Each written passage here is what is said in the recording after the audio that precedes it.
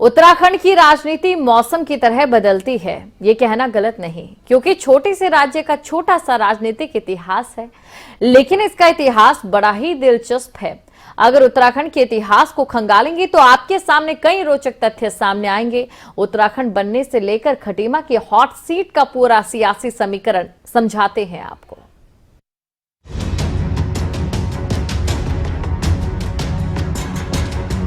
उत्तराखंड की 70 विधानसभा सीटों पर इस बार चुनाव होने हैं। उत्तराखंड में बीजेपी और कांग्रेस में कांटे की टक्कर है, लेकिन आम आदमी पार्टी भी चुनावी रण में ताल ठोक चुकी है और वो लगातार प्रचार में जुटी है। मुख्यमंत्री अरविंद केजरीवाल उत्तराखंड में आम आदमी पार्टी के सबसे बड़े स्टार प्रचारक हैं। उत्तराखंड में इस बार जनता हाथ का साथ देगी या फिर प्रदेश में कमल खिलेगा, ये तो 10 मार्च के नतीजों से साफ होगा। बीजेपी ने मुख्यमंत्री पुष्कर सिंह धामी को उनकी पारंपरिक विधानसभा सीट खटीमा से मैदान में उतारा है। साल 2022 के विधानसभा चुनाव में बीजेपी युवा चेहरे पुष्कर सिंह धामी की अगुवाई में चुनाव लड़ रही है।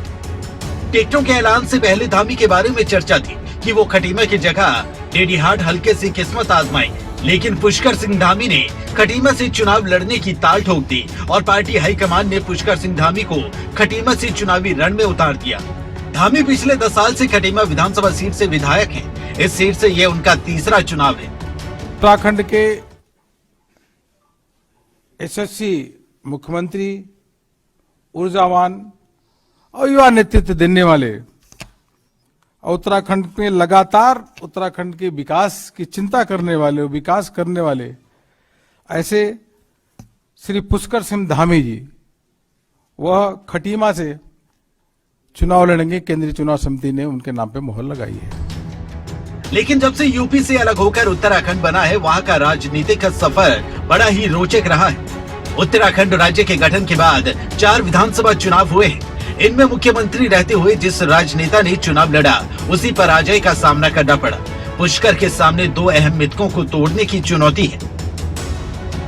पुष्कर सिंह के सामने पहला मिथक मुख्यमंत्री से जुड़ा है। साल 2012 के विधानसभा चुनाव में बीजेपी ने खंडूरी है जरूरी का नारा दिया, लेकिन तत्कालीन मुख्यमंत्री जनरल खंडूरी कोटद्वार विधानसभा बचा नहीं पाए और उन्हें हार का सामना करना पड़ा। उन्हें कांग्रेस के सुरेंद्र सिंह नेगी ने हराया था। साल 2017 में कांग्रेस ने तत्कालीन मुख्यमंत्री हरीश रावत को चेहरा बनाया। रावत हरिद्वार ग्रामीण और किच्छा विधानसभा सीट से चुनाव लड़े, लेकिन उन्हें भी दोनों सीटों पर हार का मुंह देखना पड़ा। इस हार से हरीश रावत के राजनीतिक करियर पर बड़े सवालिया निशान उठे।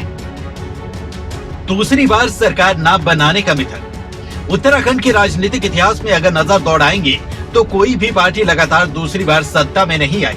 पिछले 4 चुनाव से ये मिथक बरकरार है। मुख्यमंत्री पुष्कर सिंह धामी को इस मिथक को तोड़ने की भी बड़ी चुनौती है। साल 2007 में कांग्रेस सत्ता से बाहर गई और बीजेपी ने उत्तराखंड में सरकार बनाई। साल 2012 में उत्तराखंड की जनता ने बीजेपी को नकार कांग्रेस के हाथ प्रदेश की बागडोर सौंपी, लेकिन 2017 में उत्तराखंड के लोगों ने कांग्रेस की सत्ता से विदाई करवा दी और बीजेपी फिर से सत्ता पर आसीन हुई।